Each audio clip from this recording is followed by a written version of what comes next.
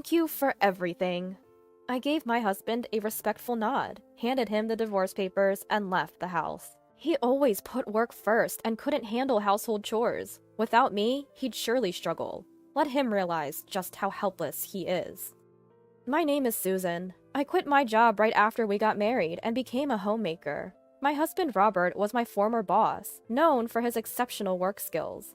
Ever since I started working under Robert, he was always there to help. He often gave me advice about work, and eventually we started going out for dinners, privately. We began dating secretly at work and announced our relationship when we decided to get married. When I shared the news of our marriage, many female colleagues were envious. Becoming a homemaker was Robert's idea. However, once we started our married life, Robert began to look down on me. "You just laze around at home and still get to eat. You're really lucky. Who do you think provides for this lifestyle? You should be grateful to me." If I tried to go out on a weekday, he'd make a displeased face. "Going out for lunch while I'm working? Who do you think earns the money for that lunch? Think about it." I started to feel reluctant to go out, fearing Robert's reaction, and began to stay home more. Is this my life now? Just waiting for Robert to come home? I can't stand this. I felt like I needed a change. Determined, I decided to work outside again. But Robert wouldn't allow me to work part-time. "You want to work? Is my salary not enough for you?" "That's not it." I tried to explain desperately. "I feel suffocated staying at home all the time." "You think of work as just a breather? Are you taking it lightly?" He bombarded me with accusations, but I knew if I backed down, nothing would change. I pleaded with Robert. After much persuasion, he finally agreed to let me work part-time, on the condition that I wouldn't neglect household chores. Working outside after a long time was nerve-wracking, but it felt refreshing.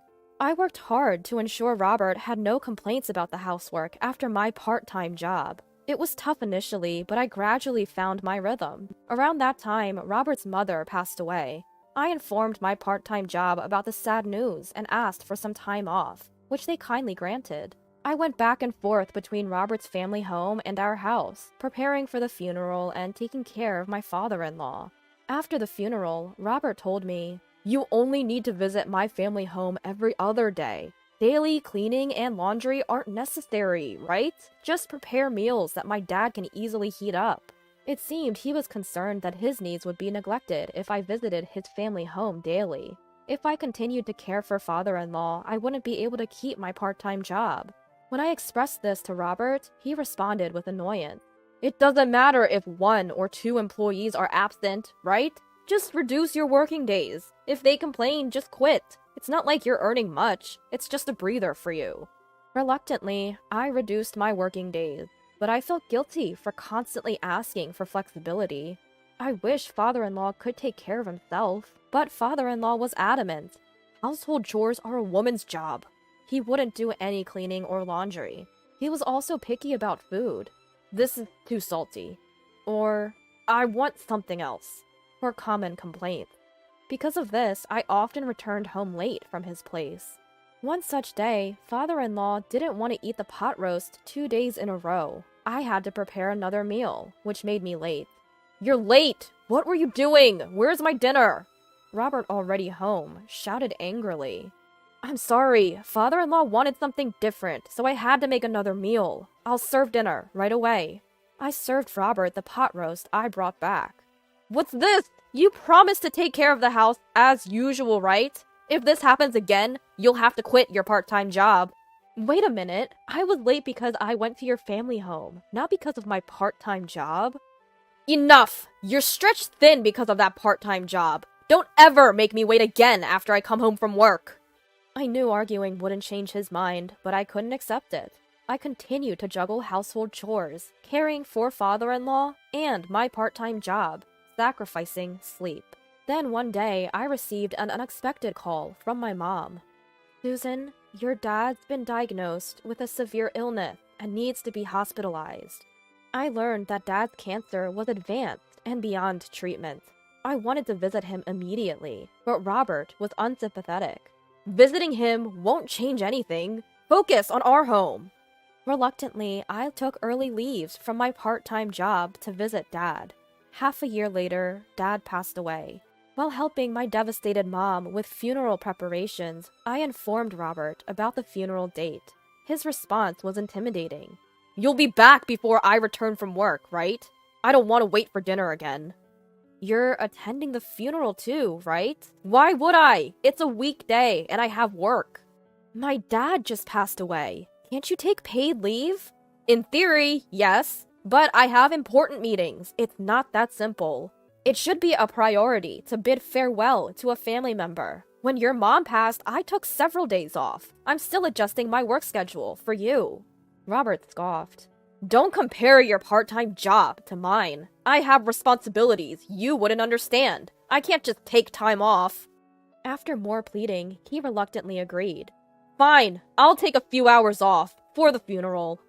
Saying so, Robert forcibly ended the conversation. With the funeral preparations, I visited my family home more often, took more days off from work, and reduced my visits to father-in-law to every third day.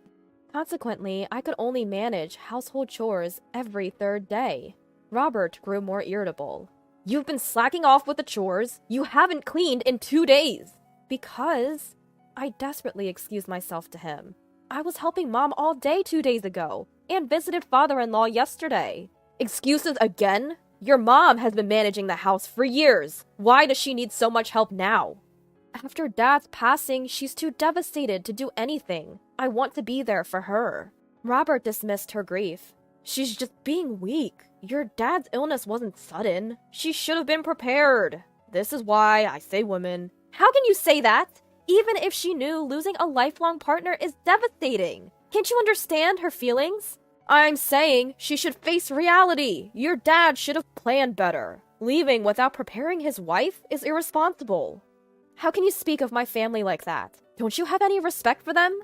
"What's there to respect? Just because they're older? That's naive thinking." Watching my silent anger, Robert sneered and said, "Why should anyone respect your family? Just because they're older? That's naive thinking, isn't it?" "How can you say that? Not just about my mom, but also about my dad, who passed away after a long illness." That was the moment I decided to cut ties with Robert. I can't talk to him anymore. Just being in the same room with him makes my skin crawl.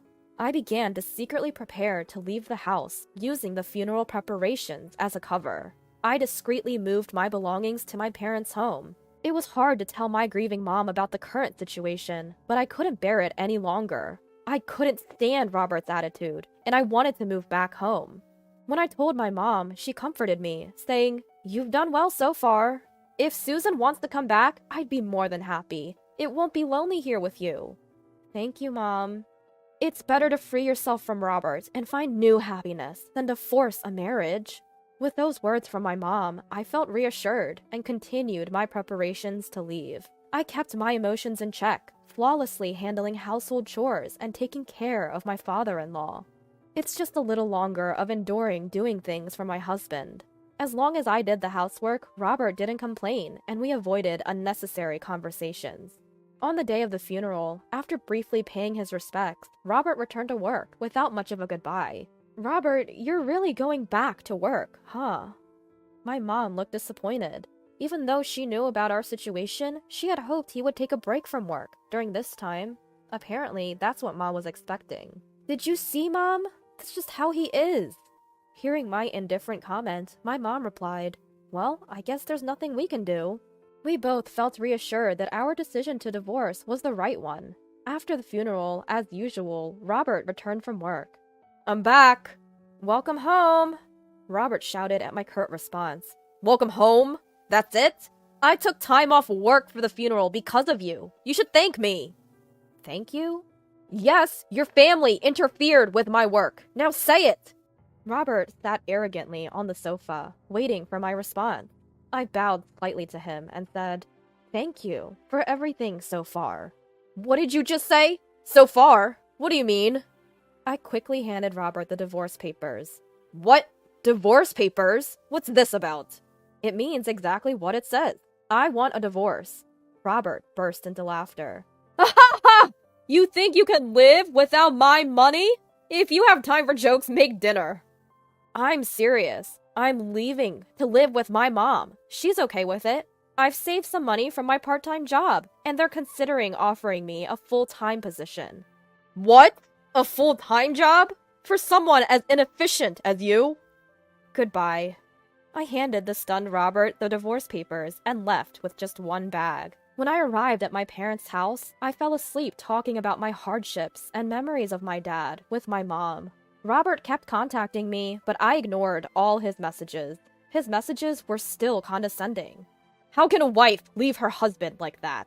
Apologize and come back, and I'll forgive you this time. Ignoring him was the right choice. Robert never came to my parents' house. His pride wouldn't allow it. Thanks to that, my mom and I lived peacefully. A few days later, I realized I left something at the house and sneaked back while Robert was at work. The house was a mess. Garbage and dust were everywhere, with fast food wrappers scattered in the kitchen and wrinkled clothes all over the floor. It seemed Robert hadn't done any housework. I wonder how his dad is doing. As I wandered near Robert's family home, I saw his dad and a caretaker talking at the entrance. Apparently, there were complaints from neighbors about a foul smell from the trash-filled room.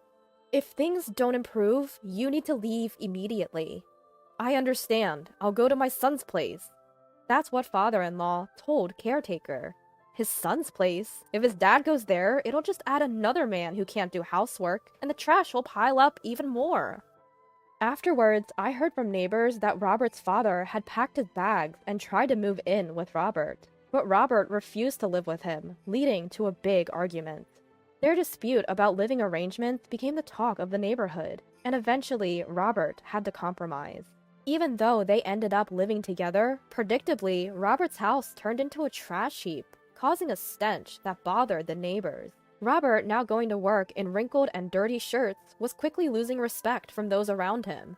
There were even talks of him being demoted, and he came to apologize at my parents' house. Susan, I was wrong. Robert?